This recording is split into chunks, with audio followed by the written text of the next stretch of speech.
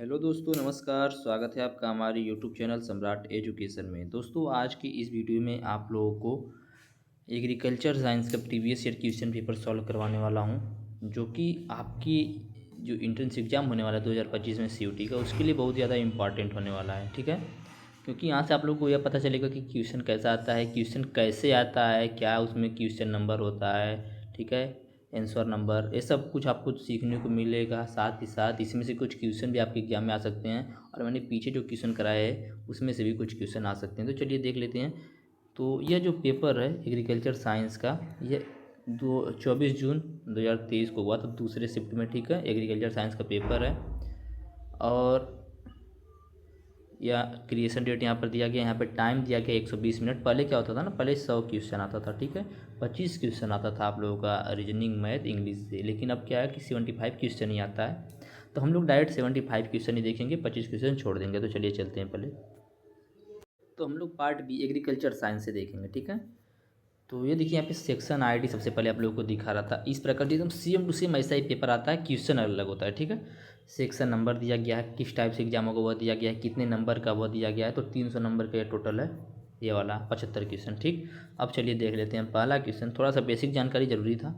Question देखिए इस प्रकार से आपको देगा। क्वेश्चन नंबर जैसे 26 हो गया, आपकी क्वेश्चन की आईडी रहेगी, क्वेश्चन का टाइप रहेगा। ठीक है, और यदि आप लोग जैसे 4 क्वेश्चन करते हैं, ठीक है, और एक सही क्वेश्चन करते हैं, 4 गलत करते हैं, तो जो एक नंबर है एक नंबर कट जाएगा, मतलब माइनस मार्किंग भी इसमें होता है। अब होगी बेसिक जानकारी। अब चलिए चलते हैं, देखते हैं पहला क्वेश्चन। तो पहला क्वेश्चन है, soil health card scheme was launched in which year. एक बात और बता दूं भाई, कि जो पेपर आप लोग का होता है ना सीयूटी पीजी का, यह बाईलिंगुअल होता है, मतलब इंग्लिश और हिंदी दोनों लैंग्वेज में आता है। तो आप लोग की परेशान ना होइए कि इंग्लिश में आएगा, क्योंकि हमारे चैनल पर ज़्यादा से ज़्यादा लोग हिंदी वाले हैं, तो हम लोग इसको हिंदी में भी देखेंगे। ज़्यादा से ज़्यादा हिंदी में देखेंगे, इंग्लिश में थोड़ा कम ही देखेंगे। तो सॉइल हेल्थ कार्ड स्कीम जो है वह कब लॉन्च हुआ था, तो इसका आंसर मैंने अभी आज ही के क्वेश्चन में बताया था। तो सन 2015 में। ऑप्शन नंबर सी सही हो जाएगा। कब? सन 2015 में। अगला क्वेश्चन देखते हैं। प्रधानमंत्री फसल बीमा योजना स्टार्टेड इन विच ईयर। प्रधानमंत्री फसल बीमा योजना की शुरुआत किस वर्ष हुई थी? ठीक है, तो 2016 में। ऑप्शन नंबर एक सही हो जाएगा, 2016। अगला क्वेश्चन है, किसान credit card scheme was launched in which year. किसान क्रेडिट कार्ड योजना जो है वह किस वर्ष प्रारंभ हुआ था? ठीक है, तो सन 1998 में। 1998 में किसान क्रेडिट कार्ड योजना जो स्कीम जो है प्रारंभ हो गया था। अगला क्वेश्चन है, NICRA a national initiative on climate resilient agriculture. एक बात याद रखिए, इसका फुल फॉर्म पूछ सकता है। तो इसका पूरा नाम होता है national initiative on climate resilient agriculture. ठीक है, निकरा का पूरा नाम होता है। और इसकी शुरुआत कब हुई यह पूछ रहा है, तो ऑप्शन नंबर 3 से हो जाएगा, 2011 में इसकी शुरुआत हुई थी। ठीक है, हिंदी में भी देख लेते हैं भाई। National initiative on climate resilient agriculture का प्रारंभ 2011 में हुआ था। ठीक है, आगे देखते हैं अगला question. Year 2023 has been declared as international year of millet. भाई बोल रहा है कि वर्ष 2023 को मोटे अनाजों का अंतर्राष्ट्रीय वर्ष, मोटे अनाजों का अंतर्राष्ट्रीय वर्ष। सबसे पहले देखिए क्वेश्चन यहाँ से पूछ सकता है कि मोटे अनाजों का अंतर्राष्ट्रीय वर्ष किस वर्ष घोषित किया गया। तो 2023 को मोटे अनाजों का अंतर्राष्ट्रीय वर्ष घोषित किया गया। किसके द्वारा किया गया? तो यूएनओ के द्वारा। यूएनओ के द्वारा वर्ष 2023 को मोटे अनाजों का अंतर्राष्ट्रीय वर्ष घोषित किया गया है। ठीक है भैया, आगे देखते हैं। Which of the following crop in used for flax and oil. मतलब बोला है यहाँ पे कुछ ऑप्शन दिया है, बोला है कि निम्नलिखित फसलों में से किस फसल का प्रयोग फ्लैक्स और तिलहन के रूप में किया जा सकता है। फ्लैक्स और तिलहन दोनों के रूप में किसका यूज किया जा सकता है? तो 524 इसका सही हो जाएगा, मतलब ऑप्शन नंबर डी अलसी का। ठीक है, ऑप्शन नंबर डी मतलब चौथा सही हो जाएगा। अगला क्वेश्चन है 32वां। Which of the following is generally used for reclamation of soil acidity. तो ये तो आप सभी लोग को पता होगा कि किसका प्रयोग अम्लीय मृदा में सुधार के लिए किया जाता है। ठीक है, जो अम्लीय मृदा को सुधारना होता है तो वहाँ पे क्षार का यूज करते हैं, और इनमें क्षार क्या है आप लोग जानते ही हैं। ठीक है, तो इसका सही आंसर क्या हो जाएगा? इसका सही आंसर हो जाएगा चूना। अगला क्वेश्चन है, water harvesting is defined as. बोल रहा है कि वाटर हार्वेस्टिंग को इस प्रकार परिभाषित कर सकते हैं। वाटर हार्वेस्टिंग क्या होता है कि जब वर्षा होती है, ठीक है, वर्षा हुई, वर्षा ऋतु में जब वर्षा अधिक होने लगती है तो कुछ जल जो होता है भूमि से रोक लेता है और कुछ जल भूमि पर बहने लगता है, ठीक है। ये जो बह रहा है जल ना, इसी जल को स्टोर करना ही क्या कहलाता है, वाटर हार्वेस्टिंग कहलाता है। तो यहाँ पे ऐसा क्या दिया गया है, कटाई के समय जल का प्रयोग करना गलत, ये भी गलत, ये भी गलत। ऑप्शन नंबर डी से हो जाएगा। वर्षा जल के अतिरिक्त बहाव का संग्रहण करना, वर्षा के जल के जो अतिरिक्त बहाव होता है जो भूमि पर बहता है उसका संग्रहण करना ही क्या कहलाता है, वाटर हार्वेस्टिंग कहलाता है, ठीक है। आप लोग समझ गए होंगे। चलिए देखते हैं। Mega sporogenesis occurs in, mega sporogenesis होता है कहाँ पे होता है मेगा स्पोरोजेनेसिस? बहुत ही अच्छा क्वेश्चन है भाई। मेगा स्पोरोजेनेसिस कहाँ पर होता है? तो यह होता है ओव्यूल में, ओव्यूल में मेगा स्पोरोजेनेसिस होता है, ठीक। आगे देखेंगे। विच of the following is not acted in transparent in the plant? बोल रहा है ना कि निम्नलिखित में से किसका प्रयोग पौधों में एंटी ट्रांसपेरेंट के रूप में नहीं होता है? तो इसका होता है एब्सिसिक एसिड का भी होता है, सिलिकॉन के तेल का भी होता है। ऑक्सीजन का यूज नहीं होता है एंटी ट्रांसपेरेंट के रूप में। ऑप्शन नंबर 2 सही हो जाएगा इसका, ठीक है। ऑप्शन नंबर 2 सही हो जाएगा। अब देखते हैं अगला question. A reaper is use to, reaper आप लोग जानते होंगे एक हार्वेस्टर आप लोगों ने देखा होगा, इसको कंबाइनर बोलते हैं गांव में, उसको हार्वेस्टर भी बोलते हैं। वह क्या करता है, गेहूं को काटता है, उसकी मड़ाई भी कर देता है, आपको फाइनल प्रोडक्ट दे देता है। लेकिन रीपर क्या करता है, सिर्फ काट को, आपकी फसल को काट के आपको दे देगा, उसके बाद आप उसकी सब कुछ प्रोसेस करेंगे, ठीक है। तो ऑप्शन नंबर 1 से जाएगा रीपर। देखिए क्वेश्चन बहुत ही आसान है, बहुत ही आसान क्वेश्चन है। ऐसा क्वेश्चन नहीं आएगा भाई, बस आप लोग को जानकारी होनी चाहिए, ठीक है। ऑप्शन नंबर 1 इसका सही हो जाएगा, ठीक है। आगे देखते हैं। Which is a measure of central tendency? बोल रहा है कि निम्नलिखित में से कौन सा सेंट्रल टेंडेंसी लेने का तरीका नहीं है? इनमें से कौन सा सेंट्रल टेंडेंसी लेने का तरीका नहीं है? तो standard deviation, option number D से जाएगा। स्टैंडर्ड डेविएशन जो है वह सेंट्रल टेंडेंसी लेने का इनमें से तरीका नहीं है। मीन मोड मीडियन के माध्यम से हम लोग ले सकते हैं सेंट्रल टेंडेंसी, लेकिन स्टैंडर्ड डेविएशन के माध्यम से नहीं ले सकते हैं, ठीक है भैया। अगला है king of pippin is the variety. आप बोला किंग ऑफ पिपिन निम्नलिखित में से किसकी वैरायटी है? तो देखिए यहाँ पे पिपिन का नाम आ गया, तो आप लोग में से कुछ लोग ऐसे होते हैं जो कि डायरेक्ट पपीता पे लगा देते हैं, जो कि भाई गलत है। किंग ऑफ पिपिन जो है ना, ये सेब की वैरायटी है, ठीक है। किसकी वैरायटी है भाई? सेब की। किंग ऑफ पिपिन किसकी वैरायटी है? सेब की वैरायटी है। आगे देखते हैं। The grape variety Sonaka used for which purpose? जो आप ग्रेप की एक सोनाका वैरायटी है, उसका यूज आप किस पर्पज से करते हैं, ठीक है। अंगूर की प्रजाति सोनाका को निम्नलिखित में से किस उद्देश्य हेतु प्रयोग में लाया जाता है? ऐसा क्वेश्चन है। तो इसका इसका कौन सा आंसर सही हो जाएगा, आप लोग बताइएगा। ओके, मैं बता रहा हूँ, इसका ऑप्शन नंबर डी से हो जाएगा। किसमिस बनाने थी, ऑप्शन नंबर 4 सही हो जाएगा। अगला क्वेश्चन है। टेस्टेजा वायरस इज एसोसिएटेड विथ? बोल रहा है कि जो टेस्टेजा विषाणु होता है निम्नलिखित में से किससे संबंधित होता है? टेस्टेजा एक प्रकार का विषाणु है। बोल रहा है कि इनमें से वह किससे संबंधित है? तो नींबू से संबंधित है। टेस्टेजा विषाणु जो है वह नींबू से संबंधित है। एक बात मैं आप लोगों को बता दूँ, इसका मैं आंसर कहाँ से बता रहा हूँ, ठीक है। तो इसका एक ऑफिशियल आंसर की है, जिस आंसर की से मैं आप लोगों को इसका आंसर दे रहा हूँ, ठीक। अगला है फैंगिंग इज रिलेटेड टू। बोला है फेजिंग किससे रिलेटेड है इनमें से, ठीक है। फेजिंग किससे रिलेटेड है? तो फेजिंग जो है डिफार्म्ड रूट से रिलेटेड है। यहाँ पे हिंदी में देख लीजिए, फेजिंग निम्नलिखित में से किससे संबंधित है? तो भद्दी जड़ों से, इसी को बोलते हैं डिफार्म्ड रूट्स, ठीक है। अगला क्वेश्चन है। विच of the following spectrum range is called photosynthetically active radiation? निम्नलिखित में से कौन सी स्पेक्ट्रम रेंज प्रकाश संश्लेषण हेतु सक्रिय होती है? ऑप्शन नंबर ए से हो जाएगा 400 से 700 नैनोमीटर। 400 से 700 नैनोमीटर स्पेक्ट्रम की रेंज जो है वह प्रकाश संश्लेषण के हेतु सक्रिय होती है, ठीक है भैया। आगे देखते हैं अगला question. Site of protein synthesis in a cell is? बोल रहा है कि जो प्रोटीन का सिंथेसिस होता है, ठीक है, site of protein synthesis in a cell, कोशिका के अंदर या कोशिका के किस भाग में प्रोटीन का निर्माण होता है? कोशिका के किस भाग में प्रोटीन का निर्माण होता है, ऐसा क्वेश्चन है, ठीक है। तो कोशिका के किस भाग में प्रोटीन का निर्माण होता है? राइबोसोम में। ऑप्शन नंबर डी से हो जाएगा। ऑप्शन नंबर 4 से हो जाएगा राइबोसोम। राइबोसोम को प्रोटीन फैक्ट्री भी बोला जाता है, ठीक है। राइबोसोम को प्रोटीन फैक्ट्री भी बोला जाता है और यहीं पे प्रोटीन का निर्माण होता है राइबोसोम में, कोशिका के अंदर। अगला है what which is not true for mycorrhizae fungi. बोल रहा है कि माइकोराइजा फंगस हेतु कौन सा कथन जो है वो सत्य नहीं है, कौन सा कथन सत्य नहीं है माइकोराइजा फंगस हेतु। तो ऑप्शन नंबर डी जो है यह कथन सही नहीं है, ठीक है। माइकोराइजा जो है नाइट्रोजन का संग्रह नहीं करता है, ठीक है। तो इसका ऑप्शन नंबर डी सही हो जाएगा। आगे देखते हैं which of the following seed is genetically most pure. पूछ रहा है कि निम्नलिखित में से कौन सा बीज आनुवांशिक रूप से सबसे शुद्ध बीज होता है। तो न्यूक्लियस सीड ऑप्शन नंबर 2 से हो जाएगा। न्यूक्लियस सीड जो होता है ना वो आनुवांशिक रूप से सबसे शुद्ध होता है, 100% शुद्ध होता है, ठीक है। प्रजनक बीज 99.9% होता है, लेकिन जो न्यूक्लियस सीड होता है वह 100% प्योर होता है। ओके दोस्तों, तो चलिए अब आगे देखते हैं अगला क्वेश्चन, 46वां question. Rhizobium play important role.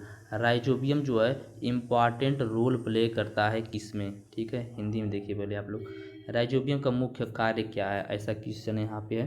तो राइजोबियम का मुख्य कार्य क्या भाई, नाइट्रोजन का संग्रह करना, नाइट्रोजन को फिक्स करना, नाइट्रोजन फिक्सेशन करना ही राइजोबियम का मुख्य कार्य है। ओके, इंग्लिश में भी देख लीजिए पहले, rhizobium play important role in nitrogen fixation. Okay understand मित्रों। चलिए चलते हैं अगले क्वेश्चन पे। In most mineral soil particle density varies within. बोला है कि अधिकांश खनिजों में मिट्टी के कणों का घनत्व कितने के बीच होता है, ऐसा क्वेश्चन दिया गया है। तो कितना होता है अधिकांश खनिजों में मिट्टी के कणों का घनत्व। तो इसका ऑप्शन नंबर सी से हो जाएगा, 2.5 से 2.70 के बीच में होता है, ठीक है। ऑप्शन नंबर 3 सही हो जाएगा।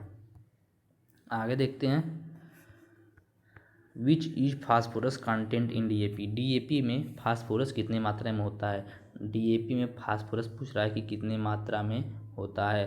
तो डीएपी में फास्फोरस जो है वह 46% होता है। ऑप्शन नंबर 4 से हो जाएगा 46%। ऑप्शन नंबर 4 46%, ठीक है। आगे देखते हैं अगला क्वेश्चन।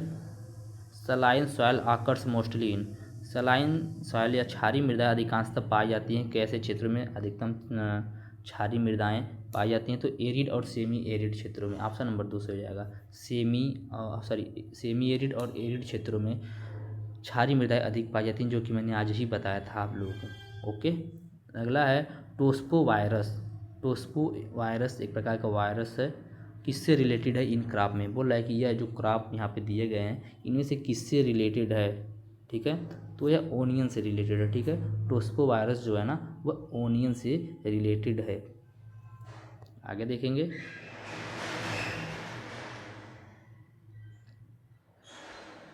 FSSAI, ठीक है। FSSAI has been established under the food safety standard act. Food safety standard act के अंतर्गत फसाई जो है, ठीक है।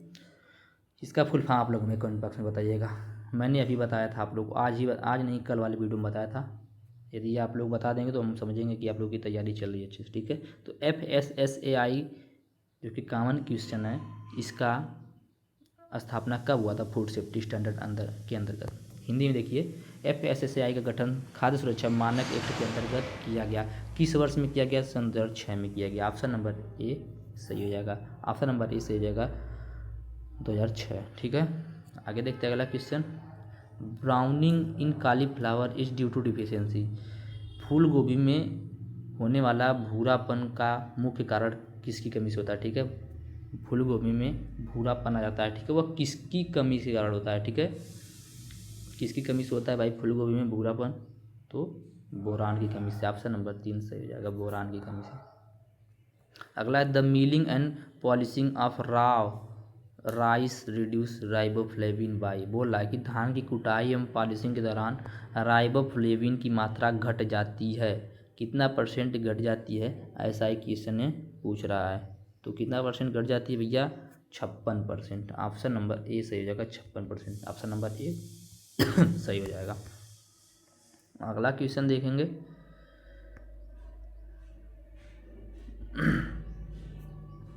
बहुभ्रूणता होता है, ठीक है, बहुभ्रूणता होता है। पॉली एम्ब्रियोनी ऑकर्स इन किसमें होता है भाई, बहुब्रूता किस में होता है, तो यहाँ पर ऐसा क्वेश्चन पूछा गया है, तो ये होता है आम में। ऑप्शन नंबर 4 से हो जाएगा आम। क्वेश्चन देखते रहिए कैसा आया है, कितना आप लोग कर पा रहे हैं, कितना नहीं कर पा रहे हैं। मैं आप लोगों को लगभग 7 से 8 पेपर सॉल्व करवाने वाला हूँ, ठीक है। तो बस ज़्यादा कुछ नहीं, 7 से 8 पेपर हम लोग देख लेंगे, उसके बाद कुछ और क्वेश्चन देख लेंगे बस। ज़्यादा पढ़ने से कोई मतलब नहीं है, हम सिर्फ वही पढ़ेंगे जो कि ज़्यादा इम्पॉर्टेंट हो, ठीक है। सेब में पूरी तरह से खिले पुष्प से नीचे तापमान पर मर सकते हैं कितने, बोल रहा है कि सेब में पूरी तरह से खिले पुष्प कितने डिग्री सेल्सियस तापमान से नीचे तापमान पर मर सकते हैं, ठीक है। तो कितने डिग्री सेल्सियस से नीचे तापमान पर मर सकते हैं, तो -2.2 डिग्री सेल्सियस, -2.2 डिग्री सेल्सियस से नीचे तापमान पर जो सेब हैं वह पूरी तरह से सेब के फूले किस्म सेब में पूरी तरह से जो खिले पुष्प होते हैं वह 2.2 सेल्सियस से नीचे तापमान पर मर सकते हैं, ठीक है, माइनस में। अगला क्वेश्चन देखेंगे, nozzle is a part of, बोला है, देखिए इंजीनियरिंग का क्वेश्चन है। Nozzle is a part of, nozzle किसका भाग या अंग है, ठीक है। नोजल जो है वह किसका पार्ट है या किसका अंग है, तो यह हैंड कंप्रेसर स्प्रेयर का अंग है, ठीक है। नोजल जो है हैंड कंप्रेसर स्प्रेयर का एक भाग होता है, एक पार्ट है, ठीक है। अगला क्वेश्चन देखेंगे, द वर्कर बी इज क्या बोलते हैं, sterile female, sterile male, drone, queen. तो यह तो आप सभी लोगों को पता होगा कि जो वर्कर बी होता है, ठीक है, जो वर्कर बी होता है वो स्टेराइल फीमेल होता है, ठीक है। ये जब चाहे मतलब रॉयल जेली का यूज नहीं कर पाने की वजह से स्टेराइल हो जाते हैं, ये जब चाहे तो रानी में परिवर्तित हो सकती हैं, ठीक है। मधुमक्खियों में श्रमिक मक्खी होते हैं तो स्टेराइल मादा, जो कि मैंने आप लोग बता दिया। The botanical pesticide pyrethrum is derived from, बोल रहा है कि वानस्पतिक कीटनाशी पायरिथ्रम से प्राप्त किया जाता है, किससे प्राप्त किया जाता है, यह यहाँ पर पूछ रहा है। तो किससे प्राप्त किया जाता है भाई, तो यह प्राप्त किया जाता है काइजेंथियम से। एक मिनट, हिंदी में साफ नहीं दिख रहा है, देखें यहाँ पर, क्राइजेंथियम से प्राप्त किया जाता है, ठीक है दोस्तों। आगे देखते हैं अगला क्वेश्चन, वानस्पतिक तो हो गया।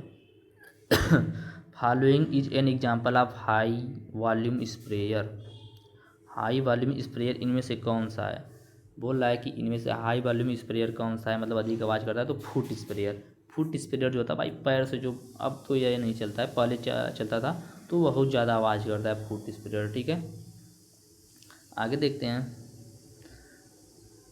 इसको यहाँ भी हिंदी में देख लीजिए भाई, मैं भूल जा रहा हूँ। निम्नलिखित में से उच्च आयतन वाला प्रेशर कौन सा है, तो पैर चालित प्रेशर, जो कि पैर से चलाया जाता है। अगला है, the first transgenic crop approved for cultivation for, बोल रहा है उत्पादन हेतु प्रथम ट्रांसजेनिक फसल को मान्यता स्वीकृति की गई थी, किस फसल को प्रथम ट्रांसजेनिक फसल पूछ रहा है यहाँ पर दोस्तों। तो यहाँ पर ऑप्शन नंबर आप लोगों का कौन सा सही हो जाएगा, ऑप्शन नंबर ए सही हो जाएगा, टमाटर। टमाटर जो है उत्पादन हेतु प्रथम ट्रांसजेनिक फसल टमाटर को मान्यता दिया गया था, स्वीकृति दी गई थी। अगला क्वेश्चन है, the downy mildew of bajra is caused by, बाजरा का जो डाउनी मिल्ड्यू डिजीज है वह किसके कारण होता है, ऐसा क्वेश्चन पूछ रहा है कि जो बाजरा है, बाजरा में एक रोग लग जाता है डाउनी मिल्ड्यू, तो वह किसके कारण होता है, तो वह किसके कारण होता है सर, स्केरोस्पोरा ग्रेमिनिकोलो के कारण, ठीक है। ऑप्शन नंबर 3 से हो जाएगा, ऑप्शन नंबर 3 से हो जाएगा, 643 बोल सकते हैं, सही हो जाएगा ऑप्शन नंबर 3। अगला क्वेश्चन है, Karnal bunt of wheat is caused by, मैं हिंदी में भी दिखाऊँ यार आप लोगों को, गेहूँ में होने वाला जो करनाल बंट है वह किसके कारण होता है, मतलब उसका कारक क्या है, ठीक है। तो वह होता है निमोसिया इंडिका के कारण, ठीक है। निमोसिया इंडिका के कारण गेहूँ में करनाल बंट डिजीज होता है। अगला क्वेश्चन है, Panama wilt is associated with, Panama wilt किससे संबंधित है, तो आप लोग तो इसका आंसर, हमें उम्मीद है कि 100% आप लोग जानते होंगे कि पनामा विल्ट जो है वह किससे संबंधित है। तो पनामा विल्ट भाई किससे संबंधित है, पनामा विल्ट जो है केला से संबंधित है। Apical dominance is primarily due to, बोल रहा है कि एपिकल डोमिनेंस मुख्यतः किसके कारण होता है, क्वेश्चन समझिएगा। बोल रहा है कि एपिकल डोमिनेंस मुख्यतः किसके कारण होता है, तो आर्गिन के कारण, आर्गिन के कारण एपिकल डोमिनेंस होता है। अगला है VAM एसोसिएटेड विद, बोल रहा है कि VAM संबंधित है VAM जो है वह किससे संबंधित है दोस्तों? तो VAM जो है वह कवक से संबंधित है, फंगस से संबंधित है। अगला क्वेश्चन देखेंगे। देखिए सॉल्व कराने में वीडियो काफ़ी लंबा हो सकता है, तो आप लोग मैनेज कर लीजिएगा, ठीक है। हिंदी में दिखाते हैं, क्वेश्चन थोड़ा बड़ा है तो आप लोग कन्फ्यूज जाएंगे। इसकी वजह से बोला है नीचे दो कथन दिए गए हैं, एक असरेशन एक रूप में दिया गया तो दूसरा उसके कारण रीजन आर के रूप में दिया गया है। असरेशन दिया गया है मिर्च में तीखापन और लाल रंग पाया जाता है, कारण क्या है? कैप्सिन और कैप्सिथीन रंजक उपरोक्त कथन हेतु उत्तरदायी होते हैं। उपरोक्त कथन के आलोक में नीचे दिए गए विकल्पों में से उपयुक्त उत्तर का चयन करें। तो यहाँ पर कुछ उत्तर दिए गए हैं, बोल रहा है कि इनमें क्या सही है। इनमें ए और आर दोनों सही है। आर ए की सही व्याख्या है, ए और आर दोनों सही है, लेकिन आर ए की सही व्याख्या नहीं है। ए सही है लेकिन आर सही नहीं है। ए सही नहीं है लेकिन आर सही है, ठीक है। तो इसका आंसर क्या हो जाएगा? इसका आंसर ऑप्शन नंबर ए हो जाएगा। ए और आर दोनों सही हैं और आर जो है वह ए की सही व्याख्या, ठीक है। कैप्सिन और कैप्सिथीन रंजक उपयुक्त कथन हेतु उत्तरदायी होते हैं, यह जो है ए की सही व्याख्या है, ठीक है। तो ऑप्शन नंबर एक आप लोगों का यहाँ पर सही हो जाएगा। तो देखिए ऐसा क्वेश्चन बहुत ज़्यादा पूछ देता है भाई। अब मतलब पहले तो थोड़ा कम पूछता था, लेकिन अब के पेपर में ऐसा और मैच करने वाला क्वेश्चन ज़्यादा पूछ रहा है, याद रखिएगा। आगे देखते हैं अगला क्वेश्चन। म्यूटेशन हिंदी में दिखाता हूँ आप लोग को। नीचे दिए गए कथन में एक असरेशन के रूप में दिया गया, दूसरा उसके कारण के रूप में दिया गया है। जिसमें असरेशन दिया गया है, कथन दिया गया है कि किसी जीव के आनुवांशिक लक्षणों में एक होने वाले परिवर्तन को उत्परिवर्तन कहते हैं। उत्परिवर्तन फूलों में नई प्रजातियों को विकसित करने में बहुत सहायक होता है। अब बोल रहा है इनमें से सही व्याख्या कीजिए, इनमें से कौन सा सही है? तो ऑप्शन नंबर ए सही है। ए और आर दोनों सही। पहली बात तो ये आर जो है वह ए की सही व्याख्या है। ऑप्शन नंबर एक इसका भी सही हो जाएगा, ठीक है दोस्तों। उम्मीद करते हैं समझ में आ रहा होगा। क्वेश्चन देखिए क्या बोला, यहाँ पे एक कथन दिया। कथन में बोला है कि कथन में क्या बोला है कि किसी जीव का आनुवांशिक लक्षण में एकाएक जब परिवर्तन होता है तो उसको अब उत्परिवर्तन कहते हैं। उत्परिवर्तन क्या है? अचानक से होने वाला परिवर्तन। वही बात यहाँ पर कारण दिया गया है कि उत्परिवर्तन जो होता है उससे फूलों से नई प्रजातियाँ विकसित करने में बहुत सहायता मिलती है, ठीक है। उत्परिवर्तन फूलों से नई प्रजातियों को विकसित करने में बहुत ही सहायक होता है। तो यहाँ पर जो आर है वह ए का ही सही व्याख्या कर दिया, उसी को आसान भाषा में बता दिया है। तो यहाँ पर ऑप्शन नंबर एक से जाएगा। ए और आर दोनों सही है, आर जो है वह ए का व्याख्या है, ठीक है भैया। आगे देखते हैं अगला क्वेश्चन। ये भी स्टेटमेंट बेस है।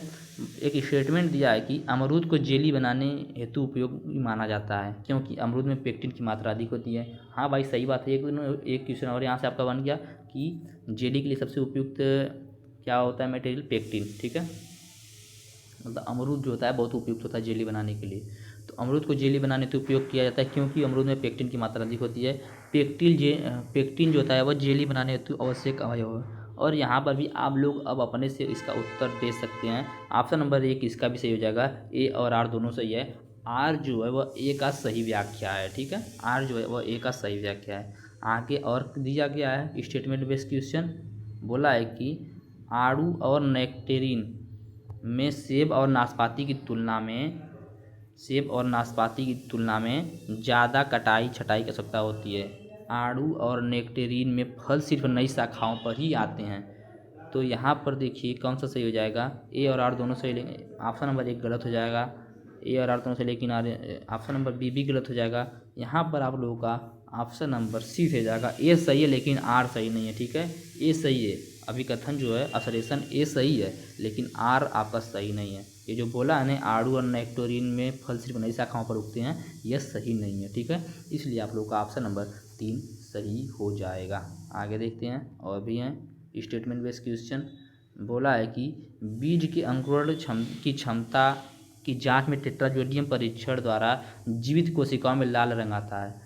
बहुत इंपॉर्टेंट क्वेश्चन। देखिए यहाँ से एक और आंसर मिल गया कि जब टेट्राजोडियम परीक्षण किया जाता है जीवित कोशिकाओं में तो वहाँ पर कौन सा रंग आता है? तो वहाँ पर कौन सा रंग आता है? लाल रंग आता है, याद रखिएगा। टेट्राजोडियम परीक्षण किस लिए किया जाता है? बीजों की आनुवंशिक बीजों की जीवन क्षमता का पता करने के लिए, ठीक है। और दूसरा कारण क्या दिया है? लाल रंग फार्माजोन निर्माण हेतु हाइड्रोजिनेन एंजाइम का प्रयोग होता है, ठीक है।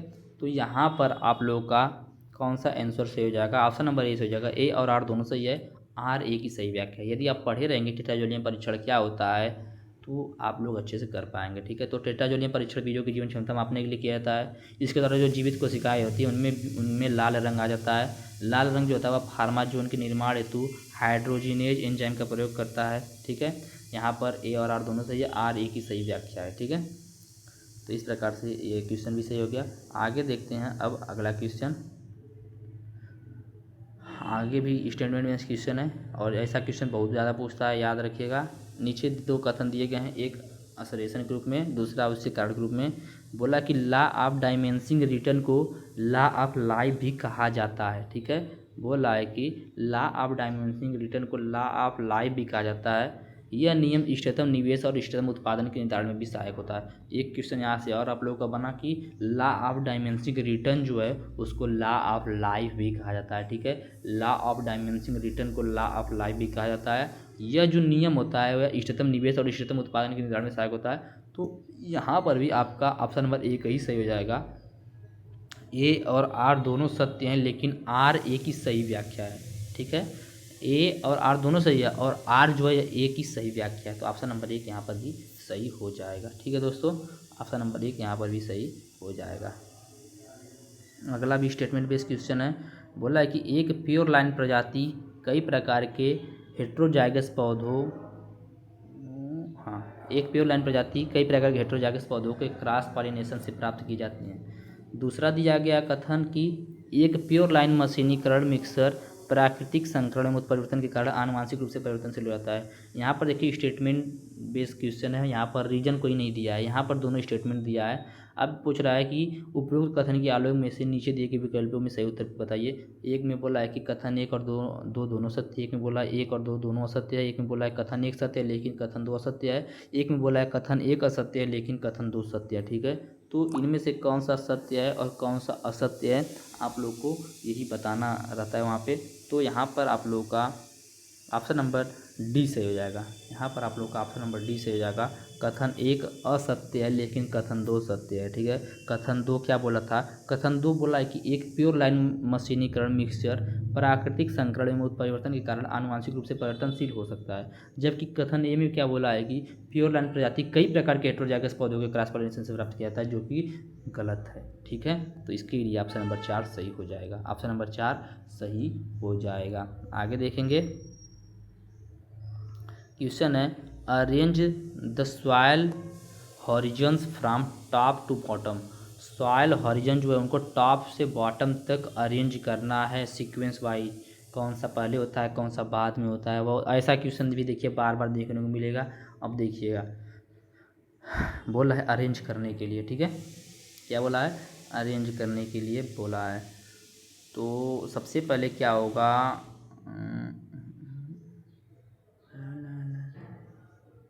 सबसे पहले आपका आ जाएगा ई, फिर आप लोगों का आ जाएगा डी, फिर ए। ऑप्शन नंबर आप लोगों का 2 सही हो जाएगा। ठीक है, ऑप्शन नंबर 2 इसका सही हो जाएगा यहाँ पर। ठीक है, यहाँ पे हिंदी में भी देख लीजिए। बोला दिए गए मृदा स्तरों को ऊपर से नीचे की ओर व्यवस्थित करें। ऊपर से नीचे की ओर व्यवस्थित करने के लिए बोला है, तो सबसे पहले ई डी फिर ई फिर डी फिर ए फिर बी फिर सी। ऑप्शन नंबर 2 सही हो जाएगा यहाँ पर। इस प्रकार के क्वेश्चन आप लोगों को देखने को मिलेंगे। अब अगला क्वेश्चन है arrange this soil particle as per their size large to small. Large से स्मॉल मतलब बड़े से छोटे में करना है। यहाँ नीचे देखिए हिंदी में बड़े से छोटे में व्यवस्थित करें। नीचे दिए गए मृदा कणों को उनके आकार के अनुसार बड़े से छोटे में व्यवस्थित करें। तो चलिए देख लेते हैं भाई, बड़े से छोटे में व्यवस्थित करना है तो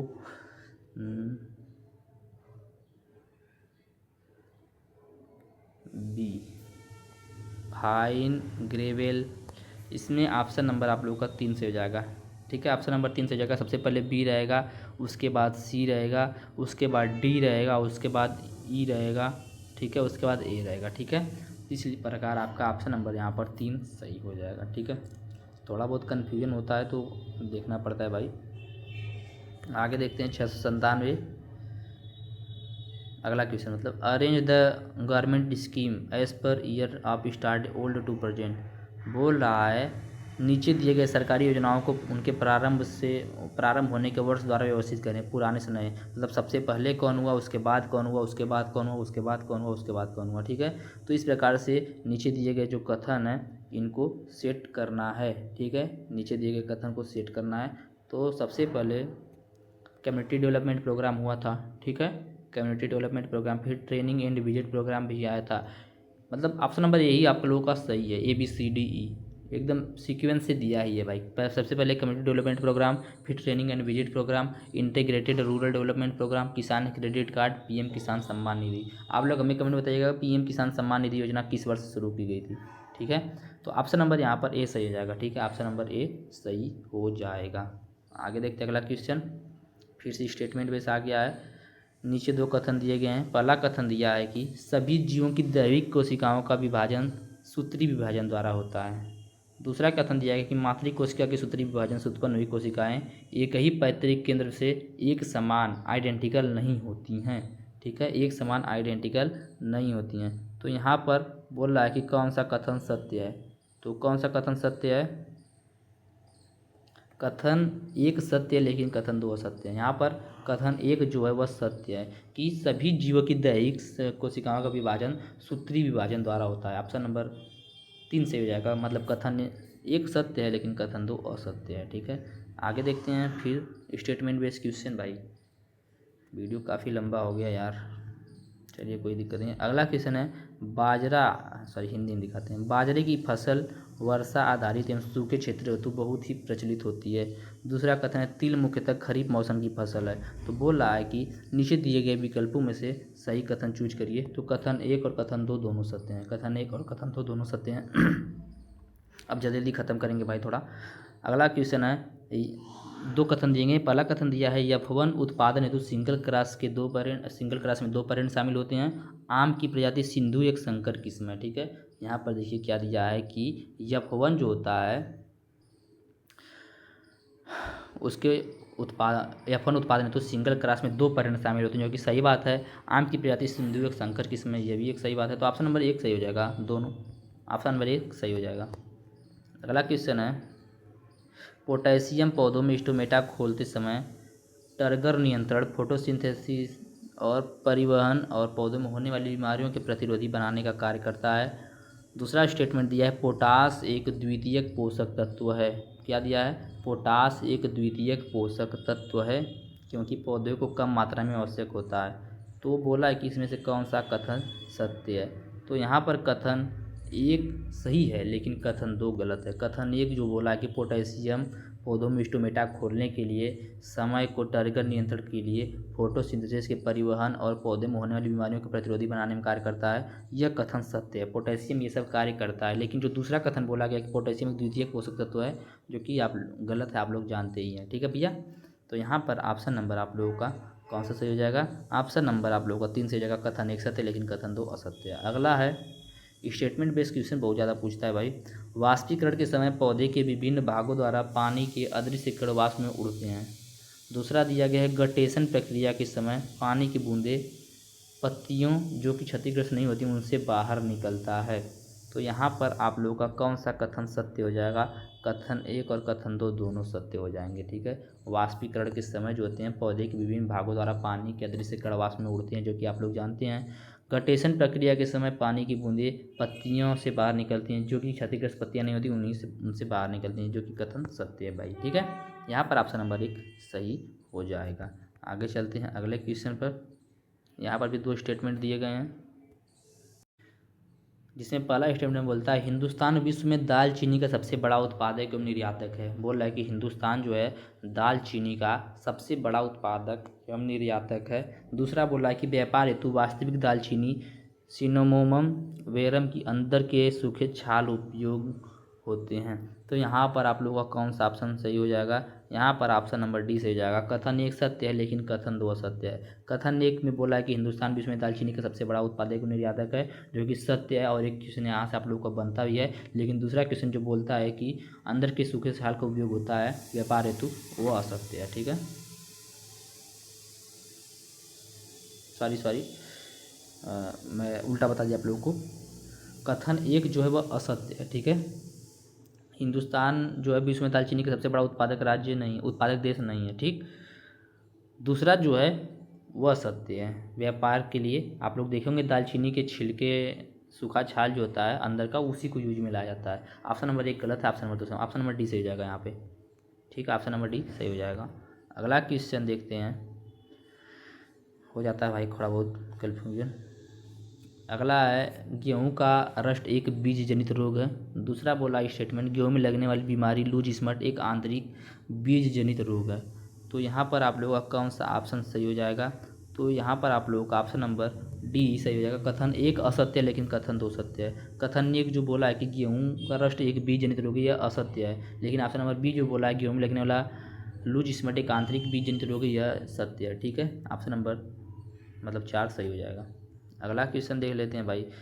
सब स्टेटमेंट बेस्ड क्वेश्चन नहीं है भाई। बोला है कि जल में उपस्थित क्षारीयता को ESR के रूप में प्रदर्शित कर सकते हैं, ठीक है। मृदा का क्षारीकरण एवं सोडियम मृदा के प्रकार, उसमें उपस्थित लवण, उनकी मात्रा और pH के प्रभाव पर निर्भर करती है। तो इसका ऑप्शन नंबर डी से हो जाएगा। कथन 1 असत्य है लेकिन कथन 2 सत्य है, ठीक है। कथन 1 असत्य है लेकिन कथन 2 जो है वह सत्य है, ठीक है। आप लोग वीडियो पॉज करके देख सकते हैं, क्योंकि दोस्तों वीडियो काफ़ी लंबा हो गया। अभी मैं फिर से बताऊंगा तो टाइम और अधिक बढ़ेगा। अब अगला क्वेश्चन देखेंगे। कथन 1 दिया है कि क्षारीय मृदा में प्रचुर मात्रा में घुलनशील लवण पाए जाते हैं जो पौधों के बढ़वार और प्रतिकूल प्रभाव डालते हैं। घुलनशील लवण मुख्यतः सोडियम क्लोराइड, सोडियम सल्फेट के रूप में पाए जाते हैं। दूसरा कथन दिया है कि सोडिक मृदा का pH 8.5 से अधिक होता है और इसका EC 4 से कम होता है। SAR जो होता है 13 से अधिक होता है और ESP 15 से अधिक होता है। तो बोला है कि इन दोनों कथन में कौन सा कथन सत्य है? ऐसा तो है, क्या ऐसा है कि दोनों कथन सत्य है या एक गलत है तो एक सही है? तो यही पूछा है यहाँ पर। तो इसका सही आंसर क्या हो जाएगा? इसका सही आंसर हो जाएगा ऑप्शन नंबर 1, कथन 1 और कथन 2 दोनों सत्य हैं। कथन 1 और कथन 2 दोनों सत्य हैं। यहाँ से आप लोग इसका स्क्रीनशॉट मार लीजिए और इसको नोट कर लीजिए, इंपॉर्टेंट है भाई। अगला क्वेश्चन देखते हैं। जलीय अवशेष जैसे सीवेज एवं स्लज का उपयोग गन्ना, सब्जी और चारा उत्पादन हेतु किया जा सकता है। दूसरा है सीवेज और स्लज के उपयोग से उगाए गए उत्पादन बिना पकाए सूक्ष्मजीवों की दृष्टिकोण से खाने योग्य होते हैं। तो यहाँ से आप लोगों को तो पढ़ के ही इसका आंसर दे सकते हैं आप लोग। 39वां का इस क्वेश्चन का ऑप्शन नंबर 3 से हो जाएगा। कथन 1 सत्य है लेकिन कथन 2 असत्य है। कथन 1 सत्य है लेकिन कथन 2 जो है वह असत्य है, ठीक है। अगला क्वेश्चन देखते हैं। सलाइन सॉइल हैविंग बोल रहा है कि क्षारीय मृदाओं में pH होता है। क्षारीय मृदा में pH कैसा होता है? pH कितना होता है, EC कितना होता है, ESP कितना होता है, भौतिक दशा कितनी होती है? तो सही उत्तर का चयन करना है। यहाँ पर सही उत्तर कौन कौन सा है? यह देखिए यहाँ पर कुछ उत्तर दिए गए हैं ABCD करके। इनमें से बोला कि सही उत्तर कौन सा है? A सही है, B सही है, C सही है। तो क्षारीय मृदा का pH कितना होता है ये आप लोगों को जानकारी होनी चाहिए। EC कितनी होती है वह पता होनी चाहिए। ESP कितना होता है वह पता होना चाहिए। और भौतिक दशा अस्थिर होती है कि स्थिर होती है यह भी आप लोगों को पता होना चाहिए। तो यहाँ पर ऑप्शन नंबर 4 से हो जाएगा। ABCD सब सही है, ठीक है। ऑप्शन नंबर 4 से हो जाएगा ABCD। जो चारों कथन दिए गए हैं यह सब सही है। आप लोग इसको नोट कर लीजिए, एग्जाम में आ सकता है। अगला क्वेश्चन दिया गया है चूज द करेक्ट स्टेटमेंट। फिर स्टेटमेंट बेस्ड क्वेश्चन आ गया है। नेफ्था पेट्रोलियम एक आंशिक भाग है। दूसरा दिया है परकोलेशन मृदा में पानी के ऊपर से नीचे जाने की प्रक्रिया है, जो कि सही बात है। अत्यधिक सांद्र और अत्यधिक प्रयोग में आने वाला नाइट्रोजन उर्वरक यूरिया है, यह भी सही बात है। यूरिया से अमोनिया का वाष्पीकरण सर्वाधिक होता है। बेसिक रॉक्स से निर्मित मिट्टियाँ अधिक उपजाऊ होती हैं। बोला है कि इनमें से सही विकल्प चुनिए। तो सही विकल्प भाई सब सही हैं, सब सही हैं यार। ऑप्शन नंबर ये भी सही है। नेफ्था पेट्रोलियम का एक आंशिक भाग है, सही बात। पर्कुलेशन मृदा से पानी से ऊपर की नीचे जाए, सही बात। अतः ये भी सही बात है। यूरिया से अमोनिया का वाष्पीकरण सर्वाधिक होता है, यह भी सही बात है। बेसिक रॉक्स से निर्मित मिट्टियाँ अधिक उपजाऊ होती हैं। ऑप्शन नंबर 2 सही हो जाएगा इसका भी भाई। ऑप्शन नंबर 2 सही हो जाएगा, ठीक है। आगे देखते हैं अगला क्वेश्चन। अगला क्वेश्चन दिया है लीग्यूम क्रॉप इंक्लूड। बोल रहा है कि दलहनी फसलों में शामिल है। अब यहाँ पे पूछ रहा है दलहनी फसलों में शामिल है, मतलब कहने की इसका यह है कि कौन कौन सी दलहनी फसलें हैं। तो भाई अरहर दलहनी फसल है, मूंग भी दलहनी फसल है, मसूर भी दलहनी फसल है, चना भी दलहनी फसल है, ठीक है। तो ऑप्शन नंबर ए आपका सही हो जाएगा, एक, सरसों को छोड़कर सब, ठीक है। ऑप्शन नंबर 1 सही हो जाएगा, ABCD, ये सब दलहनी फसल है सरसों को छोड़ के। अगला क्वेश्चन देख लेते हैं। फॉर जो क्रॉप इंक्लूड, बोला है कि इनमें से कौन सी चारे वाली फसलों में शामिल है, ठीक है। चारे वाली फसलों में कौन कौन सी फसल शामिल है, तो बाजरा है, हाथी घास, गुनिया, बरसीम, तो यह सब जो है ABCD, ऑप्शन नंबर 2 इसका भी सही हो जाएगा, ABCD, बाजरा, हाथी घास, गुनिया घास, बरसीम, ये सब जो है चारे वाली फसल में शामिल है, कसावा को छोड़कर। अगला क्वेश्चन देख लेते हैं। दोस्तों वीडियो को लाइक जरूर कर दीजिएगा भाई, एकदम आप लोगों के लिए बहुत मेहनत करना पड़ता है, तो आप लोगों से भी रिक्वेस्ट है यार, वीडियो को लाइक कर दीजिएगा, आप लोगों के लिए मैं वीडियो बना रहा हूँ, ठीक है। अगला क्वेश्चन देखते हैं। बोला है कि सही कथन चुनाव करें। आयरन और कैल्शियम हेतु फूलगोभी और पात गोभी एक इंडिकेटर संकेतक पौधे हैं। चुकंदर मैग्नीज हेतु संकेतक पौधा है। मक्का फास्फोरस हेतु, धान पोटेशियम हेतु, गेहूँ बोरान हेतु संकेतक पौधा है। हाँ, मैंने आप लोगों को आज ही बताया था कि कौन कौन सा किसका संकेतक पौधा है, ठीक है, तो आप लोगों को तो यह पता होना ही चाहिए। तो ऑप्शन नंबर A, B और C सही है। आयरन और कैल्शियम के लिए फूलगोभी, पत्ता गोभी और एक इंडिकेटर संकेतक पौधा है, नोट कर लीजिए आप लोग। चुकंदर के लिए मैग्नीज और मक्का जो है फास्फोरस के लिए। तो ऑप्शन नंबर आप लोग का C सही हो जाएगा, ठीक है, ऑप्शन नंबर C सही हो जाएगा। अगला क्वेश्चन जो है, उच्च लवण सहनशील फसल कौन सी है इनमें से, तो भाई इसका उत्तर अभी समझ में नहीं आ रहा है, वैसे जहाँ तक उम्मीद है कि ये होना चाहिए, लेकिन इसका उत्तर पता नहीं। देखिए मैं पहले बता देता हूँ, इसका उत्तर पता नहीं, आप लोग को पता है तो कमेंट में बताइएगा, ठीक है।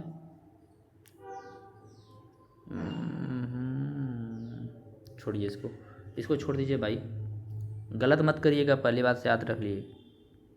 लोगों के भागीदारी के आधार पर प्रसार के कार्यक्रम सफल माने जाते हैं जब, कब सफल माने जाते हैं भैया, जब नज़दीक के जनप्रतिनिधि भागीदारी करें, गांव के शिक्षित वर्ग की भागीदारी करें, ग्राम पंचायत सदस्य भागीदारी करें, गांव के अधिकांश लोग की भागीदारी हो। तो इनमें से कौन सा सही है, तो ऑप्शन नंबर ABCD सब सही है, ABCD सब सही है। लोगों के भागीदारी के आधार पर प्रसार कार्यक्रम तब सफल माने जाते हैं जबकि नज़दीक के जनप्रतिनिधि भागीदारी लें, गाँव के शिक्षित वर्ग भागीदारी करे, ग्राम पंचायत सदस्य भागीदारी करे, गाँव के अधिकांश लोगों की भागीदारी हो, उस समय प्रसार कार्यक्रम जो होता है वह सफल माना जाता है। एक्सटेंशन से क्वेश्चन है, ये याद रखिएगा। ATIC की स्थापना निम्नलिखित में से संबंधित है, किससे संबंधित है भाई, ATIC की स्थापना स्वदेव उत्पाद अपूर्ण हेतु, मृदा पानी और पशुपालन के उपचार सेवाएं देना हेतु, संस्थानों को उनके उत्पाद विक्रय कर उनके संसाधन और बढ़ाने का अवसर प्रदान करना, विभिन्न उत्पादन तकनीकों का सामाजिक आर्थिक प्रभाव का देखरेख करना। तो बोल रहा है कि इनमें से कौन सा कथन सत्य है, ऑप्शन नंबर 2 से हो जाएगा A, B और C सही है, ऑप्शन नंबर D को छोड़कर, ठीक। कोई दिक्कत हो आप लोगों को, किसी भी क्वेश्चन में डाउट हो तो आप लोग पूछ सकते हैं। देखिए यहाँ पर मैचिंग वाला क्वेश्चन आ गया, बहुत ही अच्छा क्वेश्चन है और उम्मीद करेंगे कि आप सभी लोग इस क्वेश्चन को कर पाएंगे, आप सभी लोग इस क्वेश्चन को कर पाएंगे, ठीक है। तो विश्व मृदा दिवस कब मनाया जाता है भैया, विश्व मृदा दिवस कब मनाया जाता है, आप लोग हमें बताइएगा, विश्व मृदा दिवस कब मनाया जाता है, तो 5 दिसंबर को। विश्व वातावरण दिवस कब मनाया जाता है, 1 मिनट, हाँ, विश्व वातावरण दिवस कब मनाया जाता है, विश्व वातावरण दिवस मनाया जाता है 5 जून को। विश्व जल दिवस कब मनाया जाता है, विश्व जल दिवस मनाया जाता है 22 मार्च को। विश्व पृथ्वी दिवस कब मनाया जाता है, 22 अप्रैल को। कौन सा सही हो गया, ऑप्शन नंबर 2 सही हो जाएगा, ठीक है, ऑप्शन नंबर 2 सही हो जाएगा। इस प्रकार से आप लोगों को करना। देखिए आप लोग जब, जैसे विश्व मृदा दिवस कब मनाया जाता है, आपने देख लिया 5 दिसंबर को विश्व मृदा दिवस मनाया जाता है। अब देखिए किसी और में तो चौथा ऑप्शन नहीं है, कोई किसी में नहीं है, तो सीधे आप लोग इसी को सही कर देंगे, ठीक भैया। सब नहीं देखने जाएंगे, यहाँ पे मैं सब बता दिया लेकिन सब नहीं देखेंगे, 1-2 देखेंगे, यदि मैच हो गया और किसी में वह नहीं है तो उसको सही कर देंगे। आगे देखते हैं अगला क्वेश्चन। अगला क्वेश्चन दिया गया है, सूची 1 का सूची 2 के साथ मिलान कीजिए। बोला हेलोफाइट्स हैं, कैसा पौधा है, तो ये थोड़ा सा टफ क्वेश्चन है लेकिन कोई दिक्कत नहीं, हो जाएगा। तो हेलोफाइट्स जो है ऐसा पौधा जो क्षारीय वातावरण को बंद करते हैं, हाँ यार ये सही बात है, ठीक है, सही बात बोल रहा है। लिथोफाइट्स ऐसे पौधे जो पत्थरों की सतह पर उगते हैं, ये भी सही है। जीरोफाइट्स, इसमें तो सबका डायरेक्ट मिला दिया भाई, हाँ इसका यह है, इसका ये, इसका ये, इसका है, ठीक है। ऑप्शन नंबर पहला ही सही हो जाएगा इसका, ठीक है, ऑप्शन नंबर 1 सही हो जाएगा, ठीक। ये सब नोट करते जाइएगा, एग्जाम में आ सकता है भैया। अगला क्वेश्चन देखेंगे, सूची 1 का सूची 2 के साथ मिलान कीजिए। भारतीय कृषि अनुसंधान परिषद कहाँ पर है, दुग्ध अनुसंधान परिषद कहाँ पर, बहुत ही अच्छा क्वेश्चन है और इसका उम्मीद करेंगे आप लोग इसका आंसर बता पाएंगे। तो भारतीय कृषि अनुसंधान केंद्र कहाँ पर है? ICR नई दिल्ली में है। डेयरी कहाँ पर है? करनाल में है। भारतीय पशु चिकित्सा अनुसंधान संस्थान कहाँ पर है? IVRI इज्जत नगर बरेली में है, ये भी बताया। भारतीय सब्जी अनुसंधान संस्थान कहाँ है? वाराणसी में। इसका भी भाई वही कर दिया है, तो इसका ऑप्शन नंबर 2 सही हो जाएगा। ऑप्शन नंबर 2 सही हो जाएगा इसका, ठीक है। ये मत सोच लीजिए कि यही क्वेश्चन दे देगा आंसर में भाई, वहाँ पे एग्जाम में ऐसी बात नहीं है, कुछ भी दे सकता है। हाँ, यहाँ पर देखिए अच्छा क्वेश्चन यहाँ पर भी है। हरित क्रांति किससे संबंधित है? श्वेत क्रांति किससे संबंधित है? तो पहले अच्छा देखिए, सबसे पहले आपको क्या पता, श्वेत क्रांति तो पता ही होगा कि दुग्ध से संबंधित है, तो पहले का चौथा आपको पता चल गया। पहले का चौथा किस में सही है? ऑप्शन नंबर 2 में। तो यहाँ से आप लोग को आइडिया लग जाएगा। फिर सॉरी दूसरे का चौथा है यहाँ पे, एक मिनट हमने दूसरा देखा, श्वेत क्रांति दुग्ध से संबंधित है। तो देखिए बी में चौथा किस ऑप्शन में दिया गया है? पहले ऑप्शन में दिया गया है बी का चौथा, ठीक है। पहले ऑप्शन में बी का चौथा दिया गया है। अब यहाँ से आप लोग मिलाइए, सुनहरी क्रांति किससे संबंधित है? तो सी का पहला हार्टिकल्चर से संबंधित है, सही बात है। फिर पीली क्रांति तिलहन से संबंधित है, हरित क्रांति खाद्यान्न से। तो यहाँ पर ऑप्शन नंबर आप लोगों का 1 सही हो जाएगा। ऑप्शन नंबर 1 सही हो जाएगा, ठीक है भैया। इस प्रकार से आप लोग करेंगे। जब आपको पहले ही आंसर मिल गया, आपने श्वेत क्रांति देख लिया दूध से, अब देखिए ऑप्शन नंबर बी में चौथा सिर्फ एक ही जगह पे सही है, तो यहीं से आप लोग पहले क्वेश्चन को, पहले ऑप्शन को सही मार देंगे। वहाँ पे टाइम थोड़ी ना रहेगा इतना देखने के लिए भाई। अगला क्वेश्चन है, उर्वरक जो केवल एक प्राथमिक पोषक वाले होते हैं। यहाँ पर भी देखिए मैचिंग वाला ही क्वेश्चन दिया गया है, ठीक है। तो पहले का दूसरा सही हो जाएगा, ठीक है। पहले का दूसरा सही हो जाएगा। Option number B, option number 1 सही है, ठीक है। इसका पहले का दूसरा, दूसरे का तीसरा, और तीसरे का पहला, और चौथे का चौथा, ठीक है। उर्वरक जो केवल एक प्राथमिक पोषक वाले होते हैं उनको स्टेट उर्वरक बोलते हैं। ऐसे उर्वरक जो 2 या 2 से अधिक पोषक तत्व धारण करते हैं उसे जटिल या कॉम्प्लेक्स उर्वरक बोलते हैं। 2 या 2 से अधिक उर्वरकों के भौतिक मिश्रण वाले उर्वरक को मिश्रित उर्वरक, जीवित कोशिकाएं युक्त उर्वरक को बायो फर्टिलाइजर बोलते हैं। ये क्वेश्चन भी पढ़ के आप लोग कर सकते थे, ठीक। अगला क्वेश्चन है, नाइट्रोजन फिक्सेशन एंजाइम के द्वारा होता है, किस एंजाइम के कारण होता है? जैविक नाइट्रोजन से NH4 में बदलना क्या कहलाता है? फास्फेट मोबिलाइजर, फास्फेट सॉल्युबलाइजर, इन सभी के बारे में भी पूछा है क्वेश्चन, ठीक है। तो यहाँ पर आप लोगों का कौन सा आंसर सही हो जाएगा? तो यहाँ पर आप लोगों का ऑप्शन नंबर 2 सही हो जाएगा। पहले का पहला, दूसरे का दूसरा, तीसरे का तीसरा, चौथे चौथा, ठीक है। पहले का पहला, दूसरे का दूसरा, तीसरे का तीसरा, चौथे का चौथा। ऑप्शन नंबर 1 बी सही हो जाएगा, दूसरा। अगला और आखिरी क्वेश्चन आपके इस पेपर का भैया, सूची 1 का सूची 2 के साथ मिलान कीजिए। Malformation, seedlessness, glassing, granulation. तो यहाँ पर आप लोगों का उत्तर हो जाएगा भैया पहला, पहले का तीसरा में जाएगा। एक मिनट, मालफॉर्मेशन किसका डिजीज? मैंगो का। मालफॉर्मेशन जो है एक रोग है आम का, ठीक है। सीडलेसनेस यह किसका रोग है? ठीक है, तो यह केला का रोग है, मतलब रोग नहीं है, मतलब केले में सीड नहीं पाया जाता ना। लासिंग जो है किससे? अफीम से। ग्रेनुलेशन मीठी संतरे से। तो ये टोटल आप लोगों का पेपर था भाई, प्रीवियस ईयर क्वेश्चन पेपर 2023 का, जो कि मैंने आप लोगों को बताया। उम्मीद करते हैं आप लोगों को क्वेश्चन कैसा आता है समझ में आया होगा, पेपर कैसा आता है समझ में आया होगा, और बहुत कुछ क्वेश्चन इसमें से सीखने को भी मिला होगा। वीडियो अच्छा लगे तो वीडियो को लाइक जरूर कीजिएगा। आप लोगों से रिक्वेस्ट है भाई, वीडियो को लाइक कर दीजिएगा, कम से कम इस पर 10 लाइक हो जाएगा भाई। मैं इसी पर 10 लाइक की डिमांड कर रहा हूँ मेरे भाई, तो 10 लाइक आप लोग कर दीजिएगा। इसके बाद अगले पेपर का वीडियो आ जाएगा। धन्यवाद, जय हिंद।